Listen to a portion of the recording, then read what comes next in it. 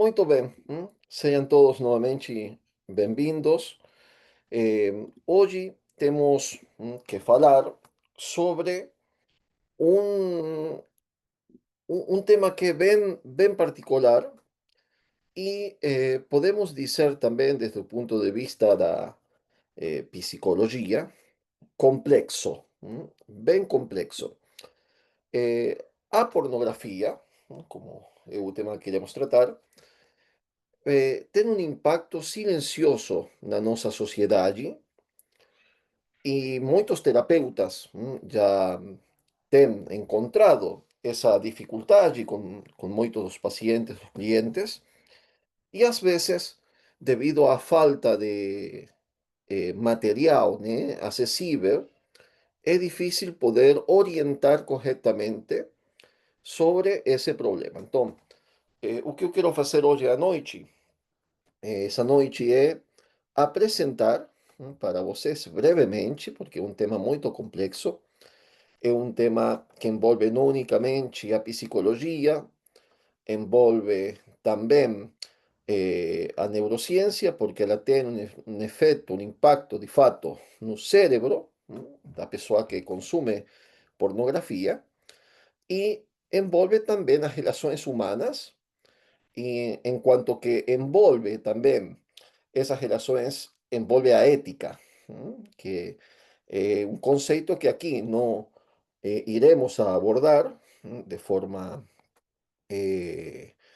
desenvolvida, né, nessa noite, mas que a gente tem que levar em conta. Bom, vamos lá, vamos a iniciar. Estou compartilhando aqui o texto para que vocês não sofram tanto com o meu português. Bom, nas últimas décadas, a acessibilidade à pornografia online explodiu. Isso é um fato. A gente sabe, infelizmente, não temos ainda todos os dados sobre o fenômeno como tal, mas nós sabemos que foi uma explosão a pornografia online. E tem tornado o fato do acesso à internet a presença da pornografia quase de forma silenciosa, né? Mas omnipresente em nossas vidas. Todos nós, mesmo aqueles que tentamos evitar o contato direto com esse fenômeno, eh, temos sido expostos de uma forma ou de outra ao fenômeno pornográfico, seja explícito, seja implícito nas publicidades, por exemplo. Então, iremos ver que coisa é a pornografia. A nossa aula de hoje vai iniciar de um ponto que é essencial para entendermos o fenômeno. Se nós não entendemos que coisa é a pornografia, não podemos entender o impacto que tem e não podemos dar um remédio para esse fenômeno. Então, o que é a pornografia? ¿Cómo podemos definir a pornografía? ¿Cómo podemos entender a pornografía? Podemos entender a pornografía comenzando con un sentido etimológico da palabra. A palabra pornografía como tal tem uma origem que é bem curiosa e ao mesmo tempo é já muito reveladora do fenômeno. A origem da palavra pornografia vem do grego, é a união de duas palavras do grego, porne, que quiere decir prostituta, literalmente, porne, y la palabra grafein en griego, que quiere decir grabar, escribir o ilustrar. Entonces, cuando nos falamos de un fenómeno pornográfico, estamos hablando inicialmente de un fenómeno cuyo nombre, pornografía, quiere decir ilustrar o escrever o descrever un acto de una prostituta. Em, es importante entender que a pornografía como tal, esa palabra, no era utilizada aparentemente na Grecia antiga, não é uma coisa antiga, como muitas vezes quer se apresentar, como se fosse uma coisa que sempre acompanhou a humanidade. Iremos ver que não é assim. Ela começa a ser utilizada, essa palavra, no, na França por volta de 1800. Bom, a definición de pornografía podemos entenderla entonces ya de una forma más aprofundada como a violación do direito à privacidade do corpo humano, não importa se é masculino ou feminino, é uma violação desse direito à privacidade por meio do uso de técnicas audiovisuais. É uma violação que reduz a pessoa humana e o corpo humano a um objeto anônimo. E isso aqui é importantíssimo. Não encontramos muitas definições da palavra pornografia e do fenômeno pornográfico. Então, uma das melhores, com certeza, definições é essa aqui. Por quê? Porque, de fato, e a gente sabe, por exemplo, que tem ajudado pessoas clinicamente que são adictos à pornografia, que a pornografia ela é formada por o uso instrumental de um homem, uma mulher, e que é anônimo, porque aquele que consuma pornografia não se interessa por a pessoa que está sendo exposta, não se interessa por os motivos, não se interessa por nada, se interessa unicamente por essa redução a um objeto de prazer, de uso. Então é interessante o fato de colocar essa palavra, anônimo, como parte da descrição do fenômeno pornográfico. Por quê? Porque ele evidencia o fato de estar perante um fenômeno que reduz totalmente a pessoa a uma coisa, a um objeto. Então, aquele que consuma pornografia, tendo em mente essa verdade assim explicitamente ou implicitamente, está fazendo esse fenômeno. Ele está aproveitando-se para o próprio prazer da redução de uma pessoa, com dignidade de pessoa, a uma coisa no jeito que eu posso usar, deixar, sem interessar-me do nome, de nada, absolutamente. Bom, vejamos então a gravidade da situação. Por que que a gente está falando do ponto de vista terapêutico, né? Como estou tentando falar aqui, desse fenômeno, do fenômeno pornográfico. Bom, basta pensar por um instante que as novas gerações, as crianças, por exemplo, estão expostas a esse fenômeno de uma forma que crianças nas décadas anteriores não estavam expostas. Então, de fato, a gente pode pensar que uma criança hoje de 11 anos, muitas vezes tem visto mais mulheres nudas e atos sexuais, inclusive depravações, que os reis da antiga Babilônia, por conta desse fenômeno. Então, com certeza, tudo isso tem um impacto que a gente vai ver, não é unicamente psicológico, mas também social, do fenômeno pornográfico. Bom, vamos ver aqui, infelizmente, como eu dizia, não tenho os dados mais recentes, então vocês têm que, com certeza, esses dados que eu apresento aqui, multiplicar, porque o fenômeno tem crescido muito nos últimos anos.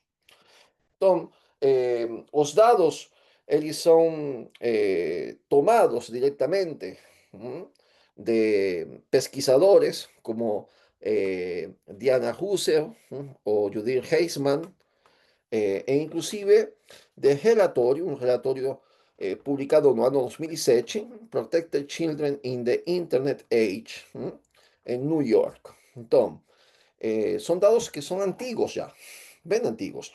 Então, a gente, mas ajuda para ter uma ideia do que está acontecendo, do fenômeno da gravidade. Bom, em relação aos dados, às idades dos consumidores de pornografia,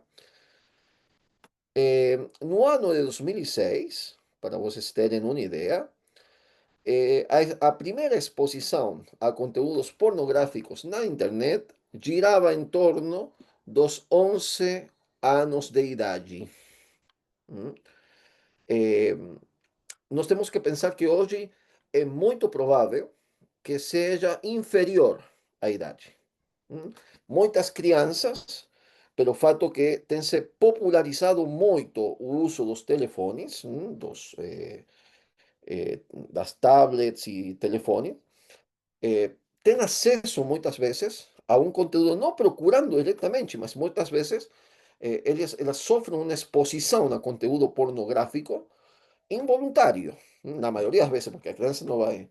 E muitas vezes a gente vai ver por conta dos pais. Já aconteceu comigo de ajudar crianças, por exemplo, que tinham ficado viciadas porque o pai consumia pornografia e então ela acessava os links que ficavam no telefone do pai. Não? Então, a gente vê esse tipo de coisas que é um fenômeno novo, de alguma forma. Bom, eh, o maior segmento são as crianças, os adolescentes dos 12 e 17 anos, no ano 2006. Eh, e qual é a relação? Os estudos que nós temos, já de fato, que indicam que existe, de fato, um impacto social, porque existe uma relação entre pornografia, violência e abuso sexual. Então, vejam, aqui já entramos em um ponto que é essencial, ¿por quê? Porque para muitas pessoas, infelizmente eu falo isso, infelizmente acontece, eh, pornografia é legal, não tem nada de errado, e tem muitos profissionais, terapeutas, que acham que o consumo pornográfico é normal, é bom, inclusive é bom para recomendar. Eh, eu falo isso com muita tristeza, mas falo com conhecimento de causa de muitas pessoas que na minha vida tocou ajudar, tocou tentar ajudar porque estavam com uma situação muito grave de adição pornográfica e que os terapeutas, muitas vezes psicólogos, psicanalistas, tinham recomendado o uso da pornografia, por exemplo, no matrimônio. Então, eu acho que é um tema muito sério, realmente, que a gente tem que levar muito a sério e não minimizar. Qual é a relação, então, entre pornografia, violência e abuso sexual? 86% dos estupradores condenados nos Estados Unidos admitirán ser usuarios frecuentes de pornografía. Ese es un dado que es impresionante. 57% confesaron ter imitado cenas sexuais vistas em materiais obscenos na comissão de seus crimes. Então, não é aqui uma coisa aleatória. Temos uma confissão de um 57% falando que tentaram imitar o que eles estavam acostumados a ver. A taxa de estupros nos Estados Unidos aumentou mais de 700%, olhem esse número, entre as décadas de 1930 e 1980, que é quando a indústria pornográfica se desenvolveu mais.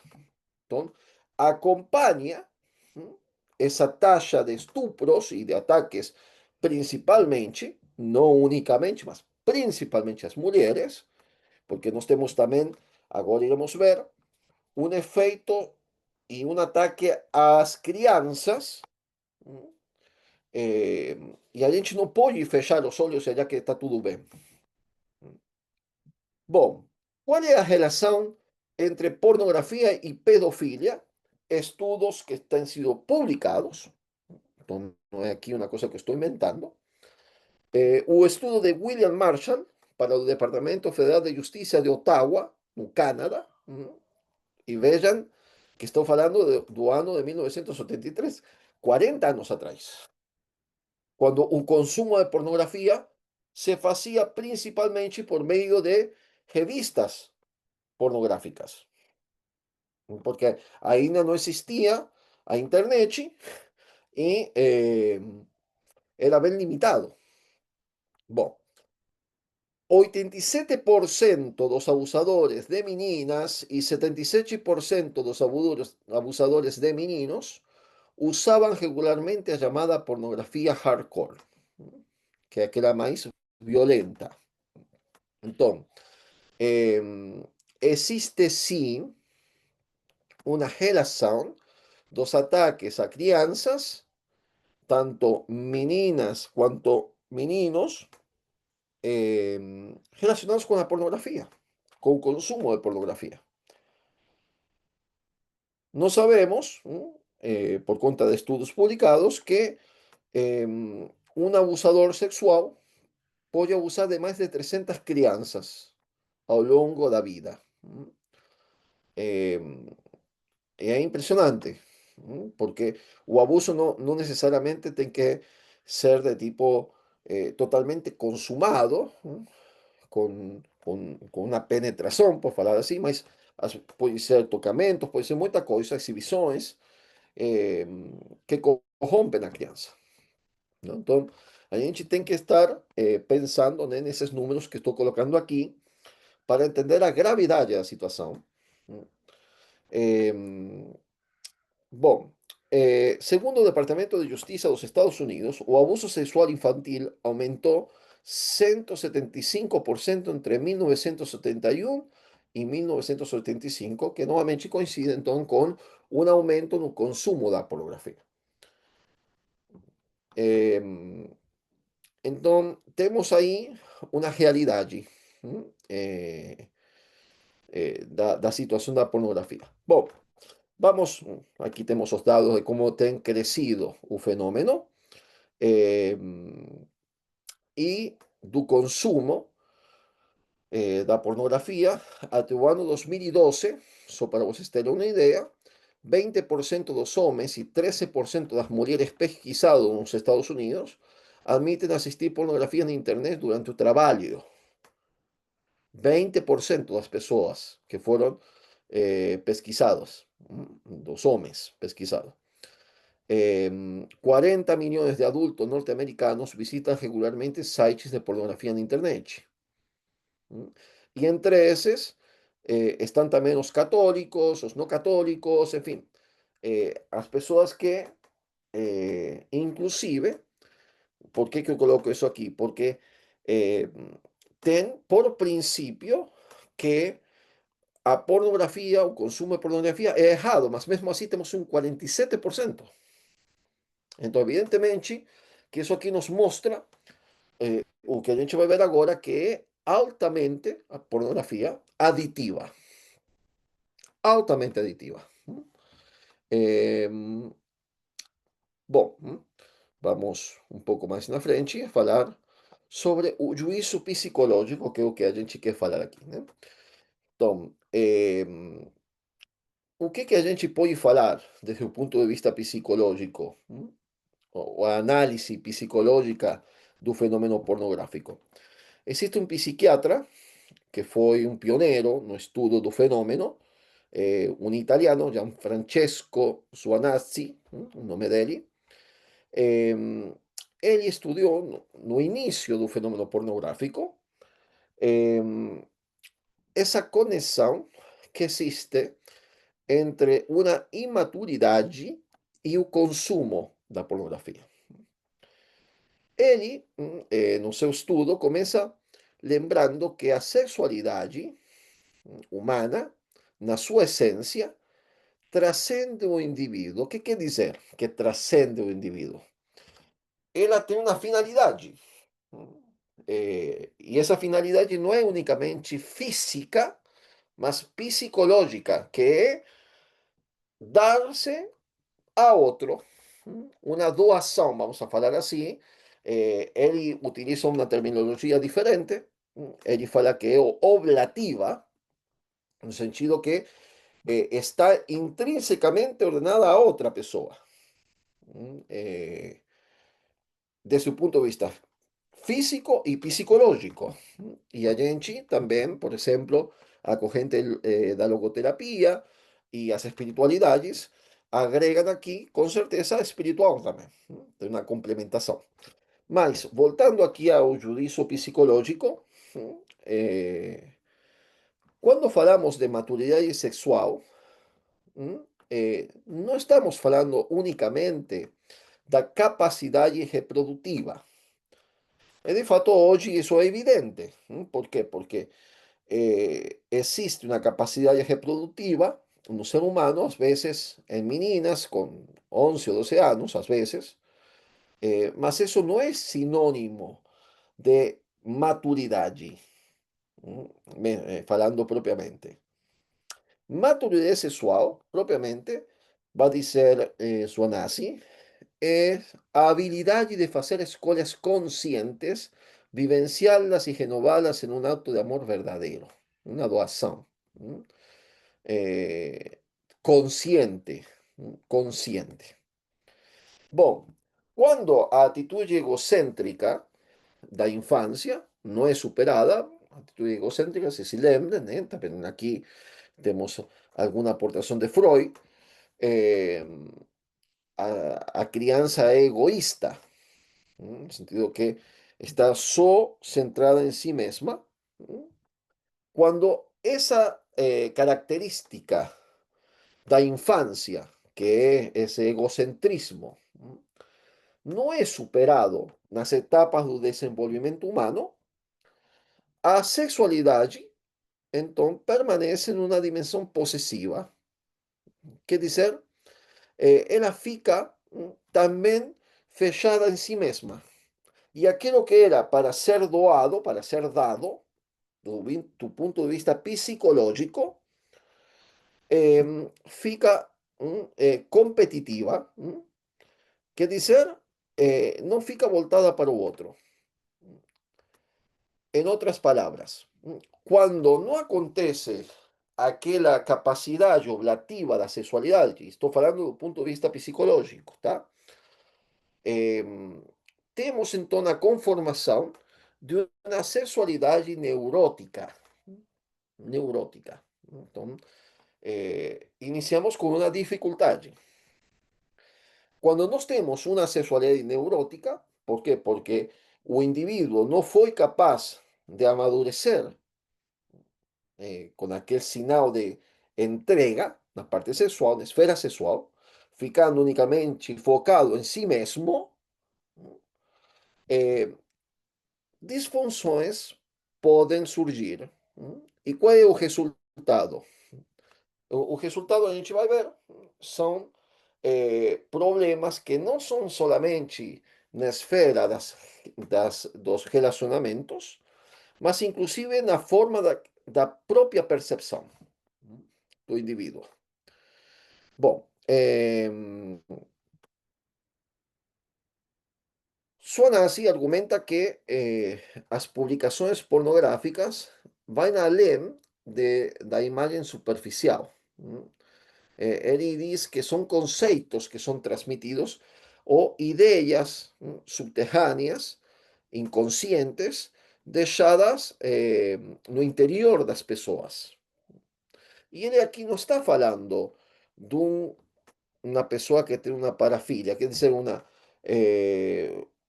que tem um sério problema, não? Eh, compulsivo, mas está falando do consumador comum de pornografia, aquele que gosta de olhar, gosta de ver.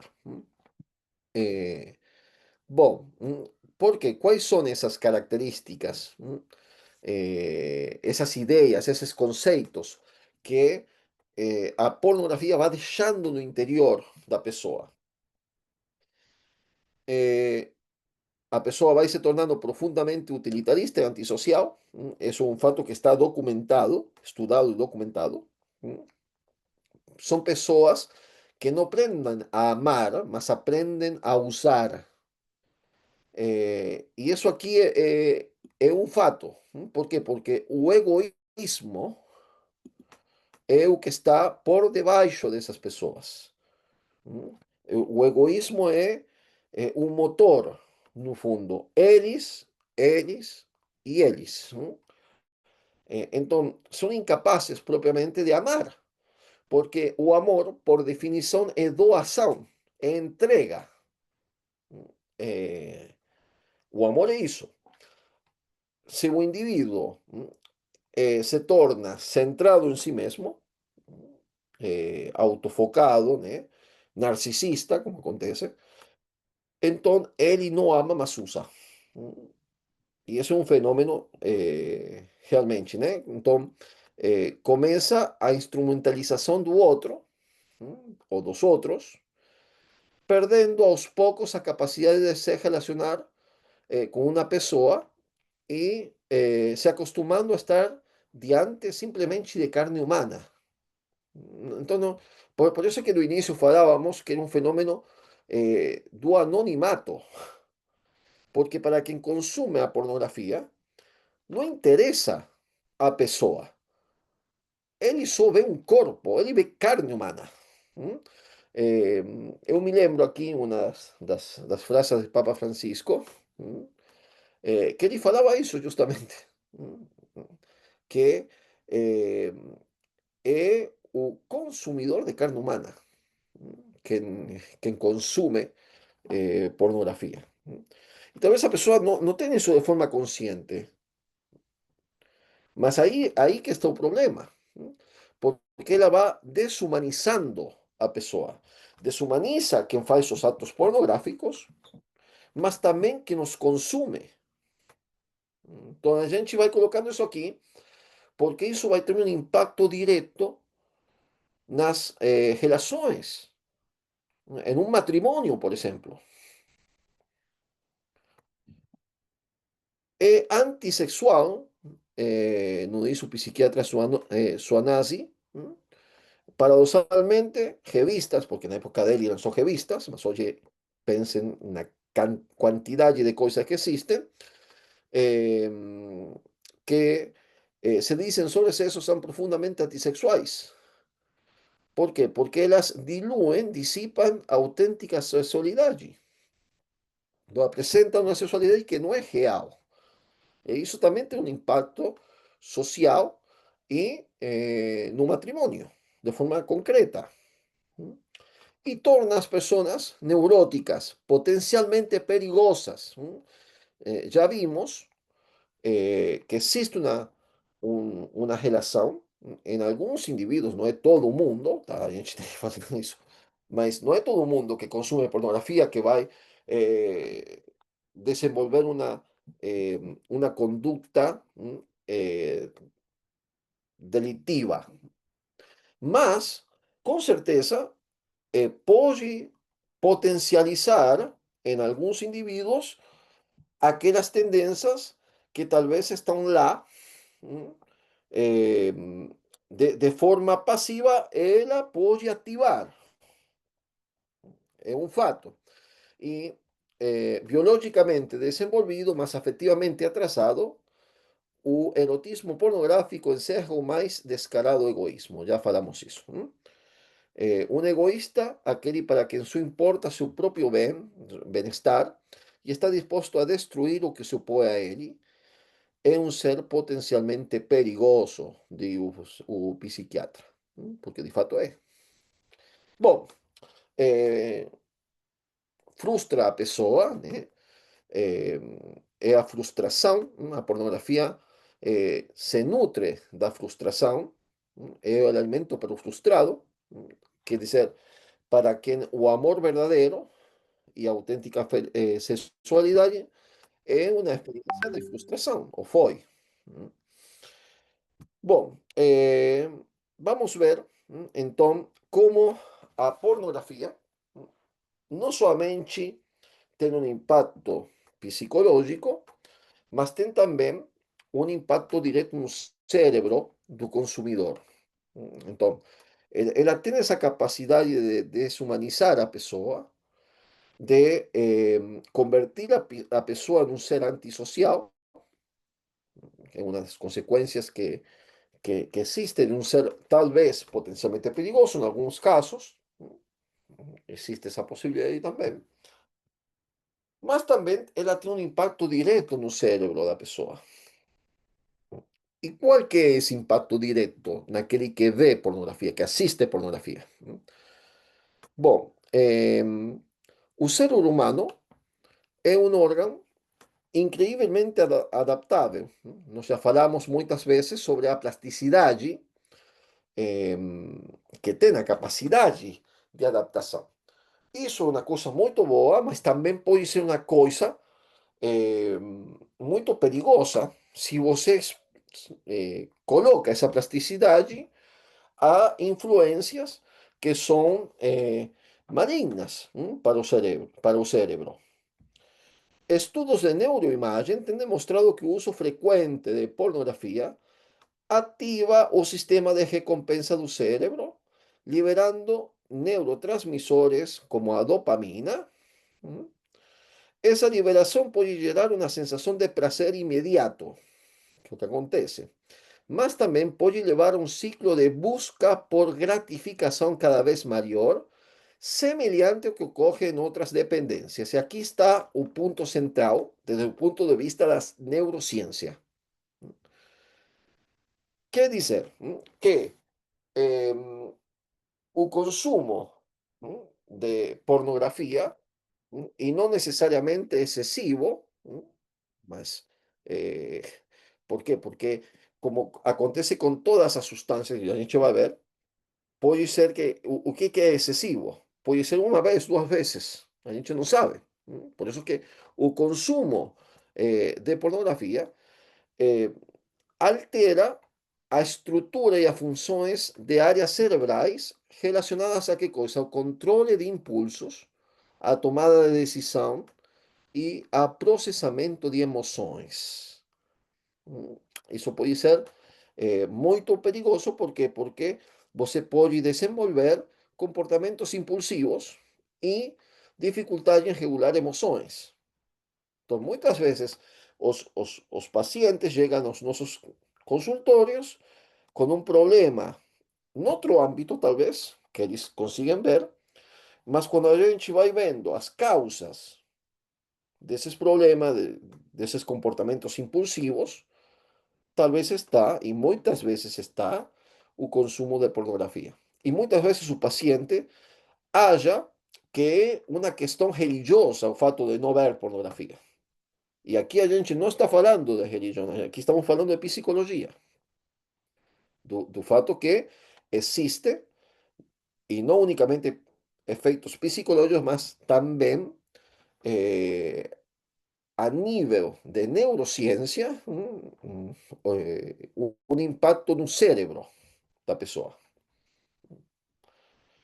Bom, isso é o poder viciante que tem a pornografia, e de fato já está demonstrado isso. Alguns especialistas, é tanto isso, questionam não se existe uma dependência, isso é um fato, a gente já sabe isso. Mas se ela é uma droga adição, vejam só isso aqui. Ela tem o efeito que tem as drogas. A discussão se volta para os neurotransmissores liberados no cérebro durante o consumo, explicando a semelhança com a adição a drogas químicas, como pode ser o álcool, tabaco e outras. Então, existe esse mecanismo de gratificação do cérebro desregulado, o que causa uma adição ao material pornográfico, e o que acontece nas outras drogas, como por exemplo a pessoa que se iniciou no consumo de drogas, hoje está consumindo, por exemplo, drogas fortes, como pode ser a cocaína ou mais fortes ainda, e talvez iniciou só com a marihuana.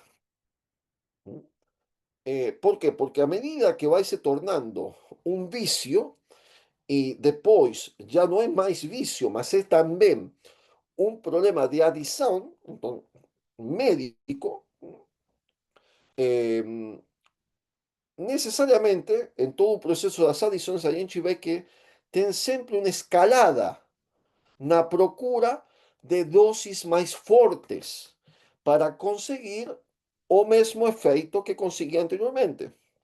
Acontece com tudo, acontece com um alcoólatra, que precisa de mais tempo, de mais bebida, de mais, para conseguir o efeito que antes conseguia eh, con una dosis menor. Acontece con la droga, con la cocaína y así. Por eso que a gente tem, é mais comum saber, no caso das drogas, como é bem comum que as pessoas, até infelizmente acontecem mortes, porque elas experimentam até onde elas conseguem aumentar o efeito do prazer da droga, porque o efeito anterior já não é suficiente. Isso acontece com a pornografia. Então, uma pessoa que começou o consumo de pornografia, achando que está todo legal, todo normal, é uma coisa, não é muito grave, não tem muita violência, segundo ele, eh, depois pode ser que se torne uma pessoa que procura mais coisas, mais violência, e tem estudos aqui, eu não consigo desenvolver tudo isso, mas tem estudos que vai mostrando que inclusive o fato dessa relação com as crianças, da pornografia, é muitas vezes tem uma relação com o grau de prazer que a pessoa está procurando. Por isso que as pessoas muitas vezes, não sempre, mas muitas vezes podem cair eh, na pedofilia, no consumo de material pedofílico, né? ¿Por quê? Porque eles querem mais intensidade, coisa nova. Então existe uma escalada, isso que quero dizer. Bom, Judith Heisman é ela que cunhou o termo erototoxinas para explicar que a exposición a pornografía dispara a producción de químicos cerebrales que influencian el cerebro de forma tóxica, podendo inclinar a violencia sexual. Isso aqui é importantíssimo. Douglas Reed complementa que cualquier actividad que produza alteraciones relevantes no humor, sempre acompañada de mudanças de neurotransmissão, que é aqui o que acontece no cérebro, pode levar a compulsão, perda de controle e progressivamente um funcionamento perturbado. Então, estamos falando aqui de estudos sérios que demonstram realmente que o uso de pornografia é um problema. Quem usa tem um problema. Bom, quem consome, né? E muito mais as pessoas que fazem pornografia. Muito mais, né? Basta ver, por exemplo, uma parte que é terrível da indústria pornográfica, mas a quantidade de suicídios que acontecem na indústria pornográfica, de homens e de mulheres. É terrível, é um mundo sombrio. Eh, Bom, o que acontece quando você desenvolve essa dificuldade, essa adição? hum? Você vai criar um ciclo neurótico de impulso, satisfação rápida do mal-estar que você experimenta. Então, isso aí tem como resultado, uma coisa que também é bem notável nos outros, nas outras adições, em todas as adições, né? A infelicidade, o tédio, o fato de não ter desejo de fazer nada. Então, muitas vezes as pessoas até perdem o trabalho por conta disso. E o vazio interior. Simplesmente eu quero completar aqui, do ponto de vista da ética, já Aristóteles señalaba na Ética Nicómaco que um dos efeitos do vício contrario à virtude da castidade, do qual ele trata, e da temperança, é o tédio e é a perda da força da vontade. hum. Eh, então, como a gente aqui está falando de uma coisa muito mais intensa que um vício, meramente, estamos já falando de uma compulsão, esse tédio muitas vezes pode com facilidade se transformar em uma depressão. Bem, eh, Enrique Rojas compara a pornografía a una droga que produce obsesión e impide ao indivíduo de viver além das exigências impulsivas do corpo. Então, pessoas que no meio do trabalho, no meio das coisas, estão consumindo pornografia. E como falei, eu conheço casos de pessoas que foram demitidas do trabalho porque estavam consumindo pornografia no trabalho. Então, e ela sabendo que tem câmaras no trabalho, mas mesmo assim consumindo. Então, estamos perante um fenômeno que é terrível, um fenômeno terrível. Eh, os síntomas da adição à pornografia são claros e devastadores. Vamos a nomear alguns aqui. A autoposição repetida e compulsiva a conteúdos pornográficos. E como acontece com todos os adictos, a primeira eh, reação da pessoa que tem uma compulsão é negar a compulsão. Tá tudo bem, eu tenho controle. Não, eu faço quando eu quero. Isso acontece em todas as adições. A pessoa achar que está tudo bem, que é normal, e procurar. Eu até diria, às vezes, sinceramente, em sentido que eles estão se enganando, né? Mas não vem com claridade como que é normal aquilo. Todo mundo faz.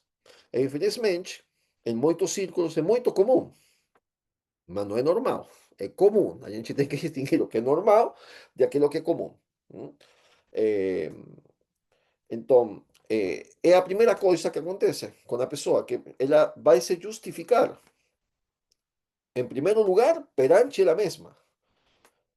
E é interessante aqui esse ponto, eu me lembro de um professor que falava, né, que com os adictos ele tinha feito um teste uma vez com os adictos à pornografia, estou falando de 10 anos atrás, mais ou menos, para vocês terem uma ideia, e os adictos falavam que estava tudo bem, que eles nunca iam a fazer um ato de violência, por exemplo.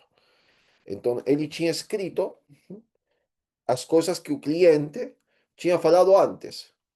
Então, antes ele tinha falado, por exemplo, eu nunca vou ver pornografia no meu trabalho. E lá, depois de alguns meses, estava assistindo pornografia no trabalho. Então, agora ele fala, eu nunca vou atacar uma criança. Então, você é a mesma pessoa que falou 3 meses atrás que não ia assistir pornografia no seu trabalho. Porque insensivelmente a gente vai quebrando, ¿no? Estallos y barreras, né? Que é própria da adição. Bom, eh, então existe uma compulsividade. Você fala, eu não vou fazer e faz. E isso é compulsão. É um descontrole da parte sensível sobre a vontade e a liberdade da pessoa. Bom, e existem algumas coisas que vocês podem distinguir no ciclo da adição, que são as coisas que vão ajudando a que aconteça. Existe todo sempre, em toda adição, um ritual. Então, a pessoa, para assistir pornografia, ela sempre observa o mesmo ritual, ou um ritual parecido. Por exemplo, eu me lembro de uma pessoa eh, que falaba una vez que para él asistir, siempre hacía la misma cosa. Ia, fechaba a janela, colocava luz de um jeito, colocava o tipo de coach, como se chama o sofá, que ele gostava. Então, sempre a mesma coisa, como padrões que vão se repetindo. Um ritual existe.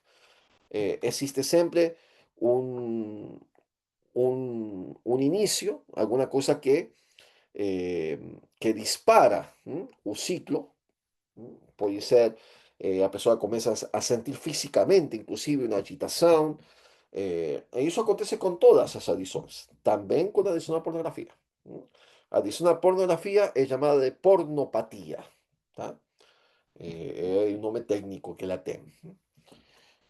Bom, a tendência a aumentar a intensidade, o tempo, o número de atos, a necessidade de quantidades cada vez maiores, ou pornografia mais forte, para manter a excitação, o sacrifício de outros âmbitos da vida pela conduta aditiva, isso vai acontecendo sempre com todas as adições. Vocês podem pensar na pornografia ou podem pensar no álcool, por exemplo. Acontece também. Exigência de tempo cada vez mais longos para essa atividade, deterioro psicológico, a pessoa vai se tornando ansiosa, preocupada, envelhecida, triste, deprimida, taciturna, desarranjo da atividade laboral, profissional ou estudantil, e isso aqui é importante para quem tem filhos, sobretudo na época da universidade. É um grandíssimo problema, uma praga, literalmente. Eh, E também as consequências para a parte afetiva, conjugal ou familiar. Por quê? Porque a pessoa vai perdendo o interesse, porque vai deshumanizando o ato sexual. Então, existem relatos, sobretudo, como o consumo de pornografia é maior entre homens, mais do que entre mulheres. Tem mulheres que consumem, mas os consumidores são, na maioria, homens. As mulheres muitas vezes sofrem o efeito indireto da pornografia em que coisa? Nos atos aberrantes, muitas vezes, que os maridos tentam de imitar com ela. E a gente conhece muitos casos, né, de violência, de mulheres sendo estupradas no próprio matrimônio.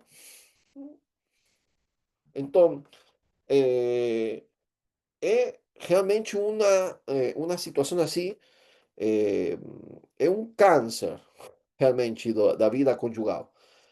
Bom, nos casos menos críticos, quando a mulher conhece que llega a saber que o marido está assistindo pornografia, era o menor prejuízo para a vida familiar, é uma grande desconfiança. Então já deteriora o vínculo, já deteriora esse vínculo.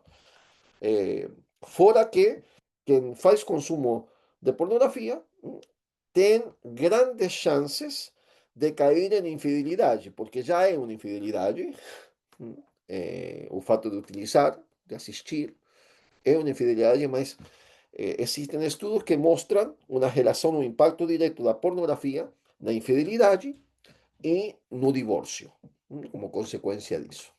Então, eh, realmente estamos falando de uma situação terrível. É um comportamento autodestrutivo que causa grandíssima tristeza no consumidor e que pode levar realmente a uma frustração imensa da pessoa.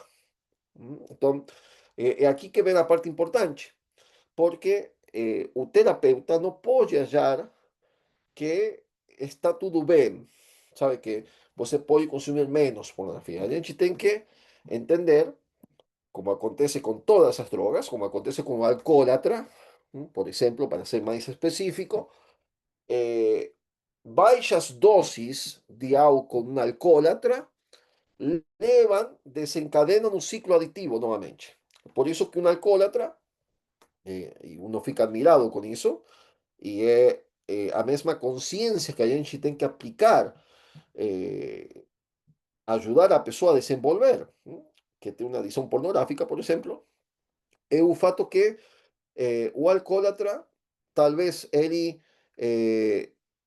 já faz, como aconteceu comigo uma vez, uma pessoa que eu ofereci un poco de vinho en una llanta, no sabía que él era alcoólatra, con certeza, e ele me falou, "Hum, não, não, eu não bebo porque eu sou alcoólatra."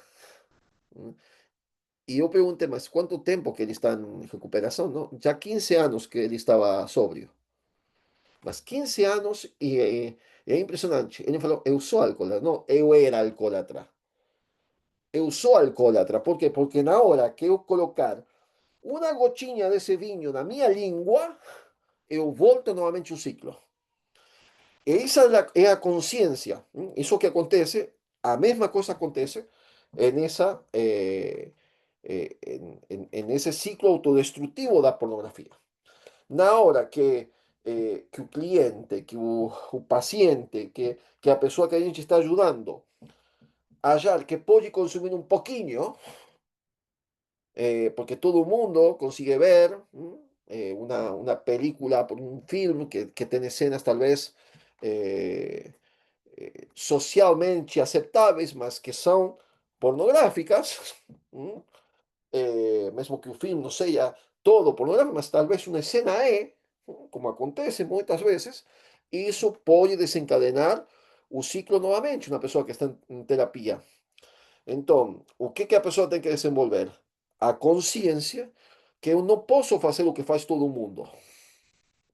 Se todo mundo pode existir esse tipo de coisa, eh, mesmo que não seja explicitamente pornográfico, eu não posso porque eu tenho um problema. Eu tenho um problema. Então, não eu tinha, eu tenho um problema.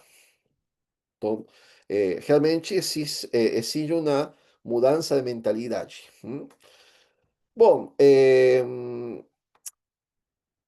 existen otras consecuencias, ¿no? Que, que poderíamos aqui falar, mas já estamos quase em tempo.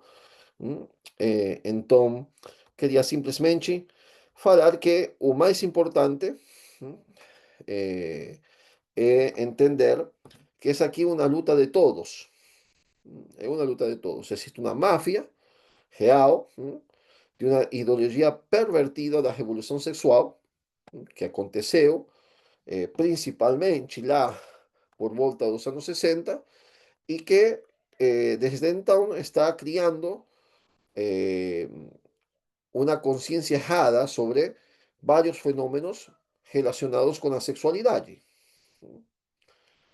e que são, repito, do ponto de vista clínico, não estou falando aqui como católico, eu sou católico, mas não estou falando aqui a doutrina da igreja, que a igreja católica, que ela condena a qualquer tipo de envolvimento com a pornografia, estou falando aqui do ponto de vista clínico, como um terapeuta, existe sim uma revolução sexual que é destrutiva do homem e da mulher. Nunca existiu um movimento que falasse tanto sobre as mulheres, sobre a dignidade, em teoria, sobre a liberação da mulher, e nunca antes na história a mulher foi tão cosificada como a gente pode ver que acontece na indústria pornográfica. Então é um fato, uma contradição que a gente vivencia, né? Eh, o que a gente tem que fazer? Pais, terapeutas, todos, né? A gente tem que fazer um plano preventivo, evitando a exposição à pornografia, especialmente das crianças. Pornografia que hoje não é somente, aunque parece uma contradição com a terminologia, não é gráfica porque também temos hoje música que é pornográfica. Por quê? Porque tem a capacidade de acordar na imaginação imagens que são pornográficas, por conta da descrição que faz. Então, exige muita vigilância parental e educacional sobre o consumo de mídias digitais. É importantíssimo esse controle, ter um controle realmente do que os filhos assistem eh, e dos adolescentes, não unicamente dos filhos, dos adolescentes também. Mas essa muralha preventiva não é suficiente. ¿Por quê? Porque a pornografia está em todo lugar, é um fato. Então, o que a gente tem que fazer é o que San João Paulo II, agora sí cito directamente, una pessoa que ayudó, desenvolvió una metodología y ayudó milhares de jovens, é a formação adequada na castidade, que é uma virtude e não é um patrimônio do catolicismo, tá? Ou do cristianismo. A castidade é uma virtude da qual já Aristóteles falava. Y que es necesaria no solamente para poder que a pessoa consiga exercitar o verdadeiro amor, mas também para a sanidade mental. ¿Por quê? Porque existe, já Aristóteles fala sobre isso, uma conexão entre a intemperança e a insanidade mental. Então, estamos falando de un filósofo que escreveu que antes de Cristo, então não é uma novidade, por falar assim, mas João Paulo II insistia nessa educação verdadeira, que é o domínio de si mesmo e a castidade. Para quê? Para o verdadeiro amor matrimonial, para a fidelidade, não unicamente para a virginidade e o celibato, como acontece com os padres e as freiras. Muitas vezes as pessoas acham que é somente para padres e freiras a castidade, mas também para o matrimônio, porque a castidade é aquela virtude que faz com que eu possa utilizar a minha sexualidade de forma ordenada e não desordenada, como acontece, por exemplo, com a pornografia. Bom, e no âmbito da formação de profissionais, com certeza a gente tem que eh, invertir mais em formação para entender o ciclo da adição para ajudar mais as pessoas. Quem é terapeuta, quem atua nesse âmbito, tem que se formar, eh, além de fortalecer os laços familiares para viver o amor autêntico. A gente tem que ir contra a corrente e ajudar as famílias para que, mesmo que todo mundo esteja fazendo, eu não quero fazer. Então, bom, aqui são algumas ideias. Espero ter ajudado vocês a entenderem um pouquinho essa praga silenciosa, não, que está presente em todo canto e que realmente é possível sair dessa praga. A gente tem que ajudar as pessoas, os nossos filhos, nós mesmos, porque pode acontecer que por essa exposição que a gente sofre, alguém possa ser atraído, mas saber que existe sim uma possibilidade real de, eh, de cortar essa adição.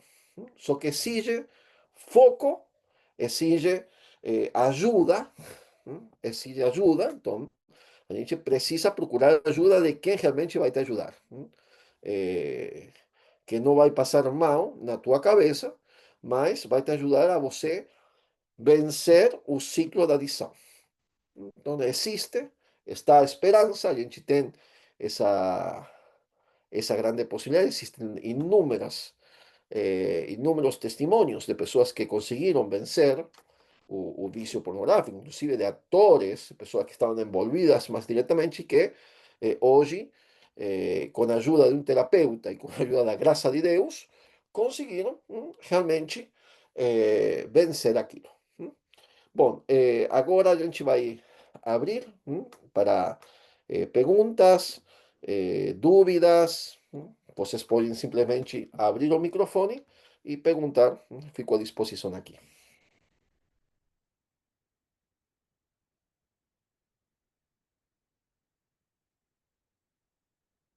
Se alguém tiver alguma pergunta, se não, a gente para por aqui mesmo.